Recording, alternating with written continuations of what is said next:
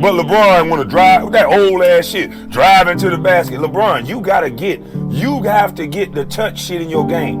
You can't go to the free throw line like Paul Pierce would do. You can't go to the free throw line and then drive through the basket, bullying over little small point guards like you did with Steph Curry. That was terrible.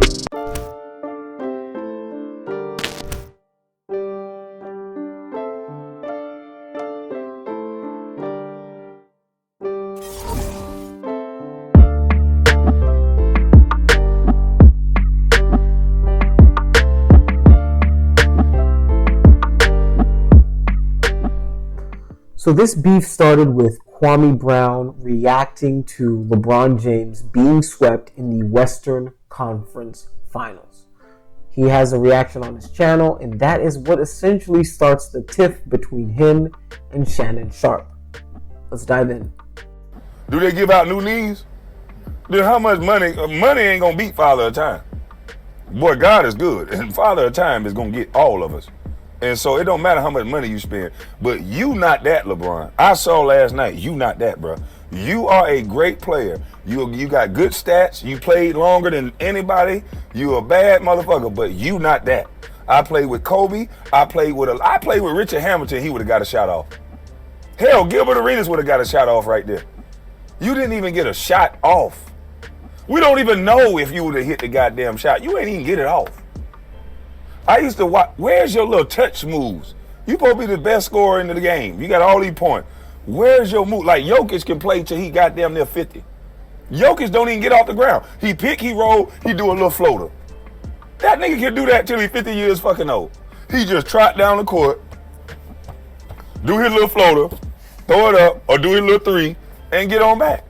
Okay, I want to interrupt and kind of make some points, but I want to let him kind of get his thought off, because LeBron, why didn't you work on your other shit, bro? I know I'm a bust, so everybody gonna say, "Oh, why you fuck?" Cool, I'm a fan now. I'm a basketball enthusiast. I'm a fan. I played this game, and I watched MJ. I watched Kobe work on driving right, getting to a spot. You were supposed to get to a spot right there, brother. You were supposed to bump them. You 6'8". They can't even see the rim when you get up there. Bump that motherfucker going left and rise up. You right there. But you were looking for a bailout again. I've watched so many good players, including myself, work on these same moves. Tracy McGrady, he gonna get to a spot. He gonna rise up. You didn't even rise up because you didn't want the failure of missing that goddamn shot. If you would have missed. You wanted the ref to do something for you. You went and yelling at the goddamn ref once a fucking again. It's a damn shame, man. This is what it looks like when, to me and a lot of other people, when they push your career through. It's guys out there that live for those moments. They live for those moments, to score in those moments. Kobe Bryant would have lived for that moment. Kobe Bryant would have probably looked at that nigga, rose up for a three, and won the game. That's what great people do. You can't say that you great. You got to do great things. You got to make the impossible possible. That's where greatness lies. Not no nigga that's just driving to the basket, looking at the referee to bail him out. Anybody can do that shit.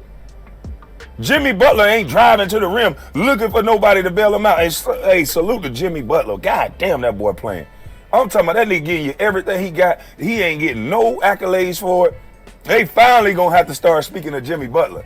Jimmy Butler is like that. That nigga Jimmy Butler would have drove to a spot, bumped the guy, and rose up and won that and tied that fucking game up.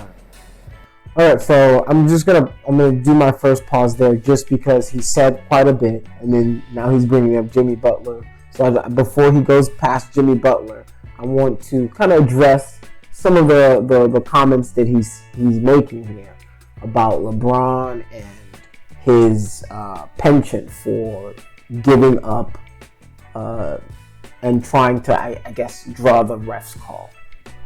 I think there's a stat out there that says that LeBron has more buzzer beaters than, I think Kobe and MJ. So that statistically doesn't really make any sense. But I think, though, that it's a question of strategy, right? Like if the end game is to get those 2 points, right, or get 3 by hook or by crook, right? If I get fouled, right, should the ref not call it the same way that he calls it in the first quarter, right? And over the past, and the funny thing, I'm a LeBron fan, so like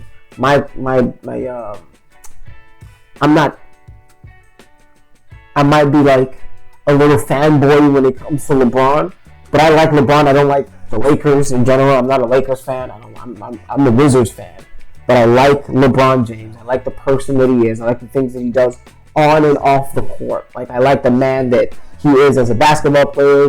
The way he represents himself. Like, that stuff really is really dope to me. The way he gives back to the community, gives back to his people. That stuff is awesome to me, right? So for me, that's where I'm just giving you that information that kind of paints me a little bit more favorable to LeBron. But when it comes to him looking for the refs, I mean, that's something that Jokic does, right? Like, they were accusing Jokic of doing that in stat padding all season. That's what James Harden did with the step back 3, right? Like, James Harden will do this move where he'll like bump into you and then flail and then shoot a shot up, right? Get the foul, sometimes even get the bucket, right? And 1 play, right? So it's a strategy.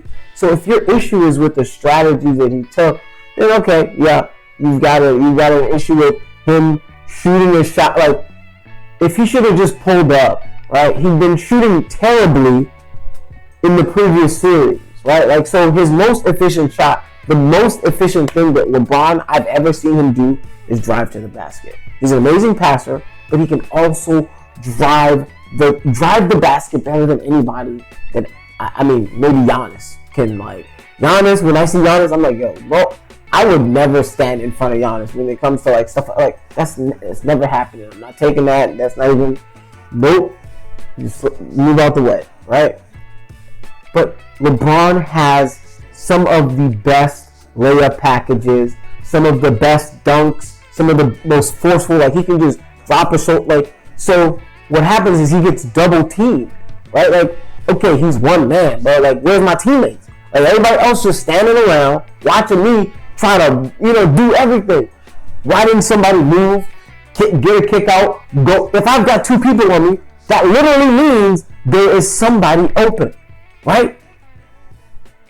But that doesn't come into your calculation, right? Like, he's got AD on the team. He's got several other people. Like, the problem that I do have a lot of the times is when these people discuss this, it's like, it's a team sport. Look, let me get 2 points from somebody else. Now, I just got 31, like 9-9, bro. Like, what more can you ask from me? I'm 38. I'm doing better than the youngest dudes on my team. What more can I do? I just need, if I can get 2 points from somebody else, we taking this thing to overtime. If I can get 3 points, if I get 2 points and a free throw from one of these bigs, one free throw, you don't even got to make both of them. You just make one. And we tie this game, and we win this game, and we go into game 7. But no, none of that happened. But it's LeBron's fault. It's LeBron's fault for playing 40, almost the entire game apart from 4 seconds. It's LeBron's fault. That's the kind of stuff that irks me. And the thing is, I'm a fan of Kwame Brown. I'm a fan of the way he stood up for himself against Matt Barnes and Steven Jackson, because those guys were kind of bullying him. Like, they were kind of talking shit. Like, they thought they could be slick and sweet about that shit, and he checked them, and he made a bunch of money off that shit, and he deserved to do that. And I feel him for that. But I feel like this LeBron, I feel like it's like he's disappointed in LeBron, and his disappointment almost turned into, it sounds like disrespect because he played. But if he was a regular guy, nobody would listen to his comments and be like, oh, but because he played, I think it paints, like, people paint it that in a much more unfavorable light. You should take it easy on him. But he's, if I'm being honest, this is refreshing because he's being honest about how he feels about it. Like he's not like, oh, it's King LeBron and I used to be a player and he told me why and say the political thing. You know, like he's not doing that. What he's doing is he's like, yo, this is how I feel about it. However wrong I feel he may be, right? Like I'm like, yo, we saw two different games then. They were scratching and clawing. Like if you think about where the Lakers came from to where they actually ended, yo, that's crazy. Like, you know, but the thing is, you have to put everything in context, right? Where they came from before Russell Westbrook, it's like two different seasons. And where they are now versus, okay, it's LeBron James and AD. You guys shouldn't be in this position in the first place, right? So there's a lot of those things that you kind of have to weigh. But I digress from that to get back to Kwame Brown. Let's continue this. But LeBron want to drive that old ass shit, drive into the basket. LeBron, you have to get the touch shit in your game. You can't go to the free throw line like Paul Pierce would do. You can't go to the free throw line and then drive through the basket, bullying over little small point guards like you did with Steph Curry. That was terrible. Steph Curry would beat this guy to the spot. He would bull over him and try to get a layup, and then give him a foul for that bullshit. You got to learn to get a guy to a spot at the free throw line and rise up over him like Paul Pierce. No wonder Paul Pierce said he was better than you. Because Paul Pierce, anybody he got to that free throw line and below, they was a done deal. They was a cooked fucking goose. In the league, you're supposed to get to a spot. Some of the best scorers, once they get to a certain spot, it's over with. Oh, the thing is, yes, everybody has that shot, like that one spot that on the court that, yo, give me that's me. That's like, I'm 75 to 80% from that spot. Some people are 90%. Steph Curry probably has a bunch of spots on the court where he feels that shot is almost automatic, right? But that's not everybody. Everybody has like maybe 10% of that. So it's like, all right, maybe they have like 3 spots on the court where they're like, all right, that's automatic, right? The better the player, the more spots they have on the court, right? That's my imagination. I feel like I would imagine it like spreading throughout the court, like a kind of like a dot chart of the places that they feel their shot are at the highest percentage, right? If you can imagine that, like a floating little percentage, like 70% on this part of the court, 50% on this part of the court, right? But dunking on somebody is also the easiest way to put the ball in the hoop. If we can agree on one thing, it's walking up to the basket and throwing it and dropping it in, right, is the easiest, most efficient way to get a bucket. Ask any center, right? Like, that's the easiest way. So to tell somebody who that's his bag, that's his like efficiency, that's his thing, to not go into that, like, so he shouldn't use his tool bag, like that's what you're asking him not to do. Oh, don't do the thing that you're like 85% and really good at doing. That doesn't make any sense. You're asking him to get to a spot. That's what he was literally trying to get to his spot. But he got double teamed and his teammates did not come and help. They didn't offer assistance, right? They didn't do simple math. 2 over there means one of us is free. Let me head to the basket. He can dump it off or at least toss a lob that I can then just boop, tip in. Nobody did that. Not one person thought of that. But it's LeBron's fault. The thing is, heavy is the head that wears the crown. Let's continue. There's nothing you can do. When we used to game plan for these type of players, we used to say, hey, don't let them get to that spot. Bump them, root them off that spot. LeBron, where's the spot that you get to that everybody that know it's a bucket? Oh, when the refs give you a foul. That's your spot. When you get a foul call. The thing is, the funny thing about him saying him looking for fouls is there's a lot of times when the refs, like, because of LeBron's size, they ignore the foul calls that he gets. Like, they ignore it wholeheartedly. And a lot of the times, that sucks. Like, that freaking sucks. Right? Like, there was a Boston game that I remember where, like, the last bucket of the game, clearly fouls. Like, Tatum pretty much was like, yo, I'm going to foul him. Like that's what I was gonna do. That was my plan. That was my mode. I didn't even have it. He fouls. The ref is standing like 2 feet away from him. And this was when I think Pat Bev was on the team, and he literally like fouls the you know what out of LeBron James, and then no foul, nothing. So things like that happen all the time because he's LeBron. He's kind of a bigger player, and it's hard to judge the physics. It was like when they were trying to judge Shaq, right? Like, is he just destroying these dudes, or like are these dudes just super weak? Like, you don't know which one's real. Is it like these dudes are made of paper, or this guy is a monster and we need to give him a technical every time he does one of these moves, you know? So it's a little disingenuous to say, oh, why didn't you get to a spot as the man is trying to get to a spot?